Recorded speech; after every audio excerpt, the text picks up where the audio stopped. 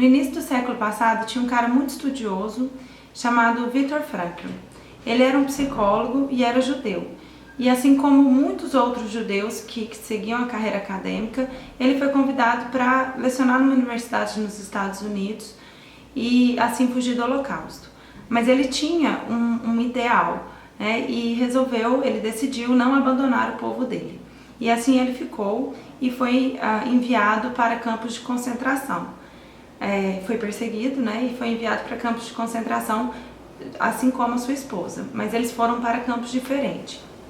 E ele lançou um livro e fez vários trabalhos divulgando como foi a sua experiência em viver num campo de concentração. E uma coisa que chamava bastante atenção dele era como que em situações tão adversas, né, que era um campo de concentração, algumas pessoas conseguiam manter o desejo de viver, enquanto outras entregavam os pontos e muitas vezes até se suicidavam. E eu estou falando disso hoje porque eu gostaria de continuar nossa conversa do vídeo passado, que foi a respeito das ansiedades existenciais, né? Essas ansiedades foram colocadas pelo autor Paul Tillich, que ele fala da ansiedade da morte, que eu já falei no outro vídeo, vou colocar o link aqui se você não assistiu. A ansiedade do vazio, que é o que eu vou falar hoje, e a ansiedade da culpa e da condenação, que fica para um próximo vídeo. Como o próprio nome diz, a ansiedade existencial quer dizer que é uma ansiedade que é própria da condição humana. E essa ansiedade do vazio, ela está ligada à dimensão espiritual. E não a espiritualidade com relação a uma religião, ou a Deus, ou a alguma divindade. Mas o autor define como a dimensão espiritual como o ato intencional de transformar alguma coisa e ser transformado por aquilo. Ele dá o exemplo de um artista que pega uma tela em branco e coloca naquela tela algo que até então só existia em sua mente.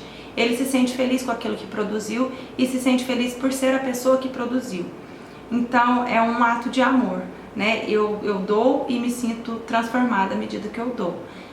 Pode ser uma mãe que pica os alimentos, faz uma refeição, fica feliz com a refeição que fez e fica feliz por ter sido a pessoa que fez aquela refeição.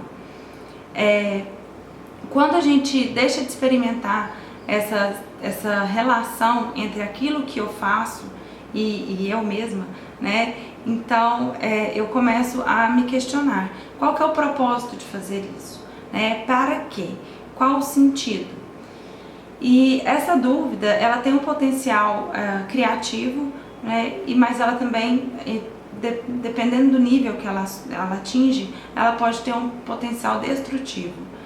Quando eu não sei para que eu estou fazendo, qual é a finalidade, qual é o sentido em fazer aquilo que eu estou fazendo, eu posso começar a experimentar essa sensação de vazio.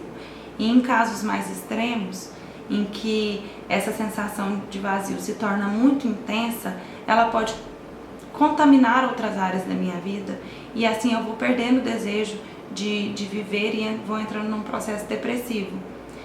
Essa ansiedade, ela é existencial na medida em que, mesmo que eu esteja fazendo o que eu gosto, esteja fazendo com paixão, esteja fazendo com motivação, eu quero aprender, eu quero fazer, eu quero ir e tal, tem aquele desejo, eu sei que existe a possibilidade desse desejo não existir mais. E somente essa possibilidade já me causa ansiedade. E como eu falei, quando essa possibilidade se concretiza, quando eu de fato perco o desejo e quando essa ausência do desejo é muito grande, eu posso entrar no processo depressivo. Eu demorei um pouco para gravar esse vídeo porque eu fiquei pensando o que eu poderia falar para vocês, como resgatar esse sentido, né? Se eu perdi o sentido, se eu não vejo mais, para que fazer aquilo que eu vinha fazendo e que antes eu gostava tanto e agora eu não gosto mais, como recuperar esse sentido? E a resposta é que não tem resposta, né? Muitas vezes, porque cada um tem o seu sentido. Eu posso encontrar esse sentido andando na rua, eu posso encontrar esse sentido numa reflexão, tomando um banho de cachoeira, mas a forma mais acertada de encontrar esse sentido é no processo terapêutico, né? Se você considera que já perdeu o sentido, não vê mais sentido em fazer as coisas que você faz, não vê mais sentido em levantar cedo e correr atrás dos seus objetivos, se você nem consegue ver o objetivo mais, procure um psicólogo, né? Ali é um ambiente sagrado, é um momento em que você tem para olhar para você sem reserva, sem receios, sabendo que você não está sendo julgado, não está sendo criticado, e poder ser você mesmo, né? E se reconectando com você em busca desse sentido. Como eu estava falando do Viktor Frankl, uma coisa que ele observou, o que fazia as pessoas a continuar a sua vida, mesmo numa situação tão adversa, era uma motivação interna, né? Era buscar um sentido maior. No caso dele, foi poder reencontrar sua esposa, que ele nunca teve essa oportunidade porque ela morreu no campo de concentração, e também publicar a sua obra, chamada Logoterapia, que é a terapia em busca do sentido. Existem alguns vídeos dele no YouTube, se você não quiser ler o livro, enfim.